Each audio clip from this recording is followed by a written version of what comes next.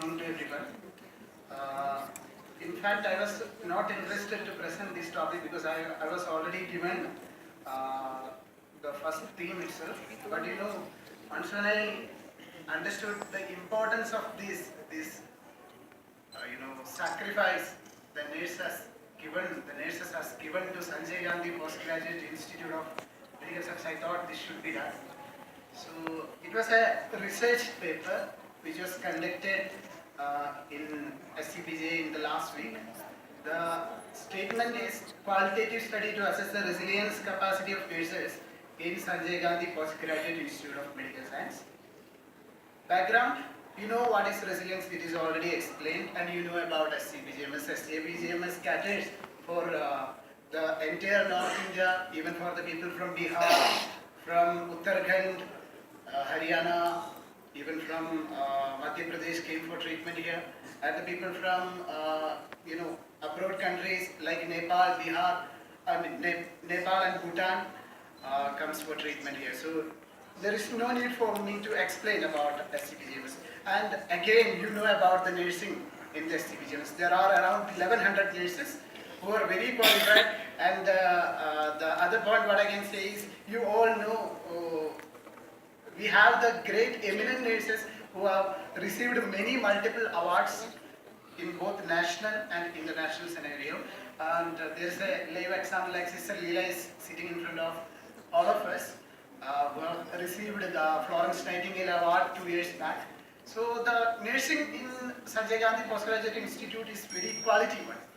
So my purpose of the study was to assess the effectiveness, like once when a crisis comes, how nurses can be effectively manage that. For that, there were a clubbing of 2 research studies because the situation were 2.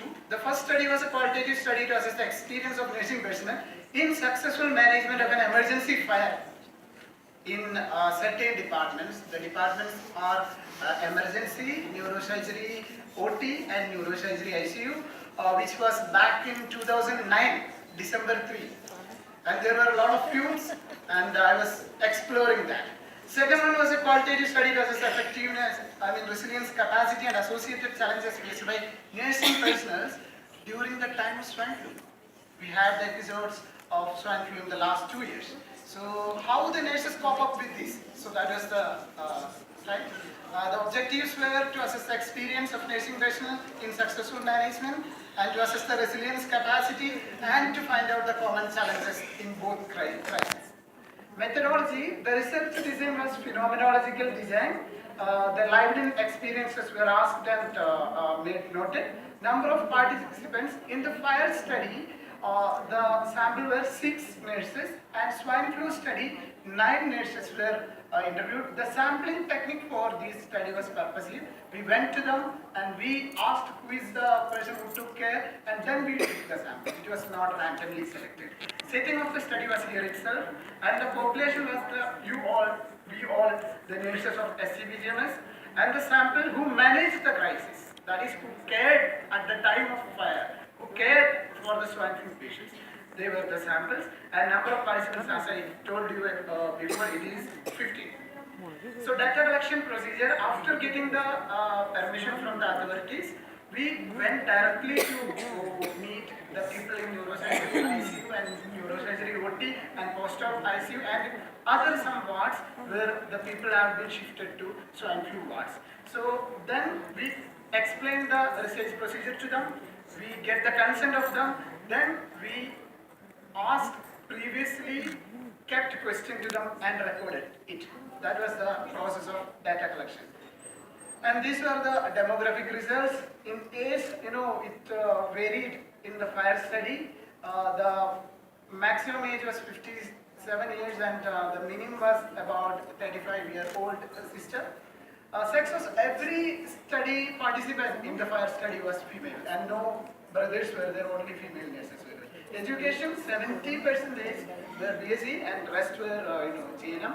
And coming to the designation, 17% of the nurses were ANS category, and sister grade 1 was 33% and grade 2 was about 50%. Demographic study of swine flu.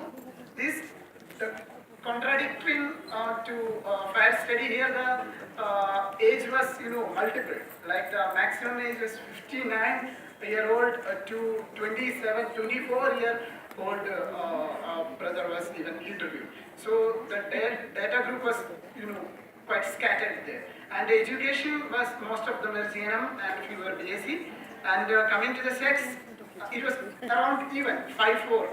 And religion, most of them were Hindus and 22% were Christians. So as the analysis data process, we repeatedly heard what they were saying, and we found the themes from it.